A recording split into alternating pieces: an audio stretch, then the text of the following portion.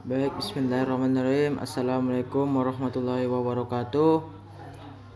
Baiklah, di sini saya dari kelompok 11 ingin mempresentasikan hasil diskusi saya, yaitu mengenai materi dengan pengertian kepemimpinan, fungsi kepemimpinan, dan gaya kepemimpinan pendidikan. Baiklah, pertama, perkenalkan, nama saya Arif Yusuf Siregar dengan NIM 20087008, Prodi Pendidikan Kepelatihan Olahraga. Baiklah, langsung saja materi yang saya akan bahas, yaitu yang pertama, pengertian kepemimpinan.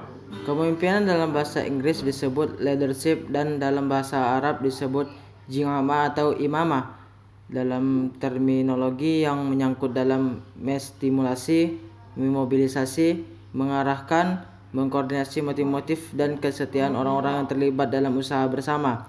Kepemimpinan merupakan bagian dari fungsi-fungsi manajemen yang menduduki posisi strategis dan sistem dan hierarki kerja dan tanggung jawab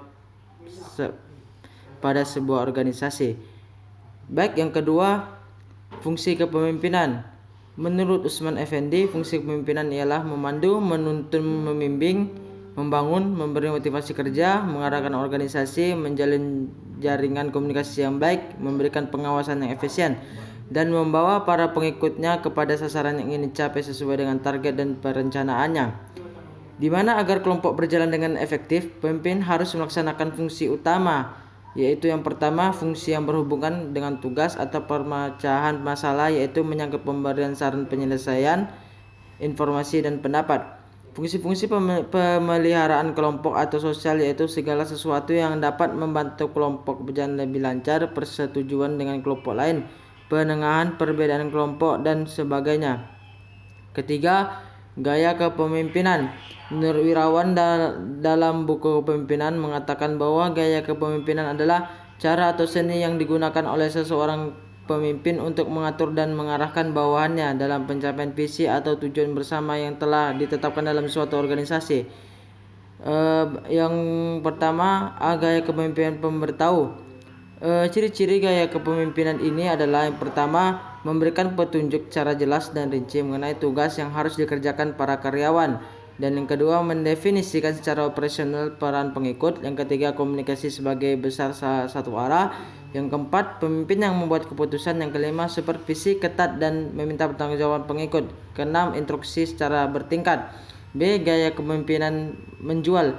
Ciri-ciri gaya kepemimpinan ini adalah menyediakan petunjuk mengenai siapa, apa, di mana, bagaimana, dan mengapa.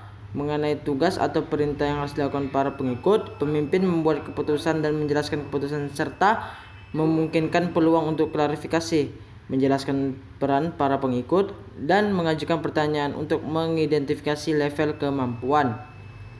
Yang C, gaya kepemimpinan partisipasi. Adapun ciri-cirinya itu sebagai berikut. Yang pertama, membagi tanggung jawab untuk membuat keputusan dengan para pengikut, memfokuskan kegiatan untuk mencapai hasil, mengikut sertakan karyawan dalam konsekuensi tugas untuk meningkatkan komitmen dan motivasi, menggabungkan dan pembuatan keputusan pemimpin dan karyawan, menentukan langkah-langkah berikutnya, memberikan dorongan dan dukungan, mendorong untuk memberikan masukan secara aktif, mendengarkan apa yang dikemukakan para karyawan.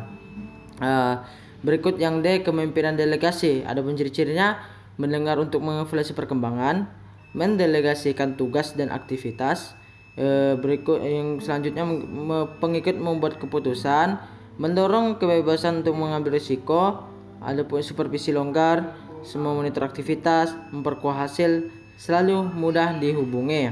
Jadi, untuk kesimpulan dari materi tersebut adalah kepemimpinan pendidikan sebagai suatu kemampuan dan proses mempengaruhi, membimbing, mengkoordinir, dan menggerakkan orang-orang lain yang ada hubungan dengan pengembangan ilmu pendidikan dan pelaksanaan pendidikan dan pengajaran, agar supaya kegiatan-kegiatan yang dijalankan dapat lebih efisien dan efektif dalam pencapaian tujuan-tujuan pendidikan dan pengajaran. Baiklah, sekian dari hasil presentasi saya. Mohon maaf bila ada salah-salah kata ataupun yang kurang dipahami, saya mohon maaf. Saya akhiri, wabillahi taufiq wal hidayah. Wassalamualaikum warahmatullahi wabarakatuh.